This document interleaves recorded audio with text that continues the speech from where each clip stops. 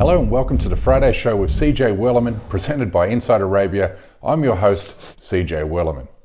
Thank you for joining us here today and every Friday for a breakdown of some of Inside Arabia's coverage and analysis on the MENA region. And make sure to subscribe to this channel so you never miss a single episode. Our coverage this Friday reveals why the recent arrest of a Lebanese doctor should terrify every visitor to the United Arab Emirates, how the war in Ukraine threatens to ignite a food crisis in the Middle East and North Africa, and then finally we look at an aggressive effort by Saudi Arabia's de facto ruler to oust Islam from his country's political and social sphere. Now let's get started. We start with my most recent article, which not only condemns UAE for arresting a visiting Lebanese doctor for tweets he posted on Twitter years ago, but also it warns unsuspecting tourists that they too may be subjected to the Arab country's draconian cybercrime laws. Last month, Emirati authorities arrested Lebanese gynecologist Dr. Richard Karat at a hotel in Abu Dhabi because the Emirati government was offended by criticisms and jokes he posted on Twitter in 2020.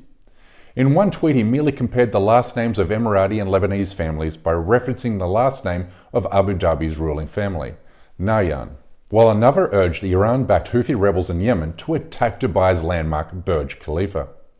No doubt one can make the case that his tweets lack definitive humour, but nobody nowhere can argue his 2-year-old tweets, made from his residence and within his own country, constitute an act of terrorism or any other crime.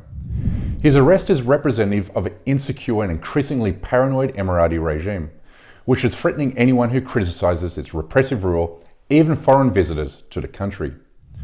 While some have called his arrest collateral damage in the ongoing feud between Abu Dhabi and Beirut over the Saudi-Emirati-led war in Yemen, where Hezbollah has been accused of supporting the Houthi rebels to prepare and launch missiles and drones against targets in the UAE, the simple fact of the matter is this. The UAE has established a track record of arresting foreign nationals over social media posts, including a British woman in 2019 who was jailed for 2 years and fined $65,000 after calling her ex-husband's new wife a horse on Facebook. That said, Emirati citizens have been on the receiving end of far worse punishment, particularly those critical of the government. Remembering that in 2018 it jailed 5 human rights defenders, including prominent Emirati poet and activist Ahmed Mansour, for making insulting comments against the country's leaders, a move described by Amnesty International as a violation of right to freedom of expression.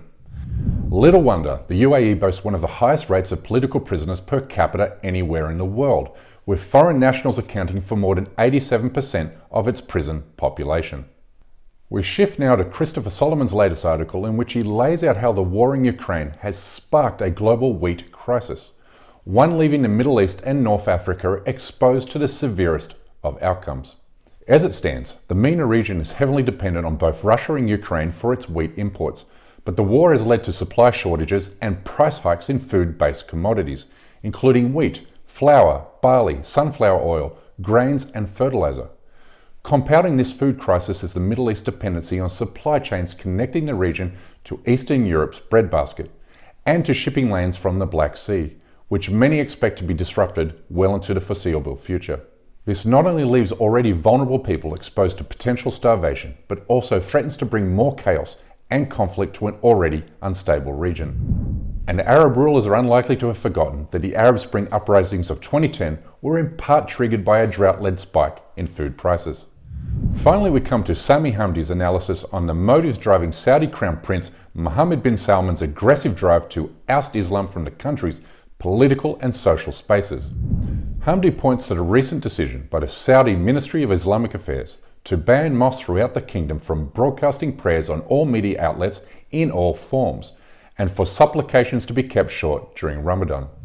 Notably, the language used in the newly published set of rules is vague, leaving open the possibility the ban could also be applied to the 2 holy mosques, which represents a humiliating affront to hundreds of millions of Muslims who watch these broadcasts as part of the global Ramadan spirit.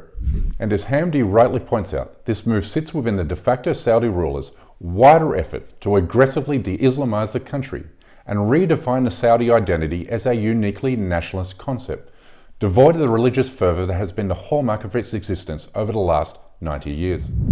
You can find all 3 of these articles and more on InsideArabia.com. And make sure to follow Inside Arabia on Twitter, Facebook, and Instagram. And don't forget to subscribe to this channel. That's my time for today. This has been the Friday Show with CJ Werleman. Thank you for tuning in, and I'll see you next week, same day and same channel.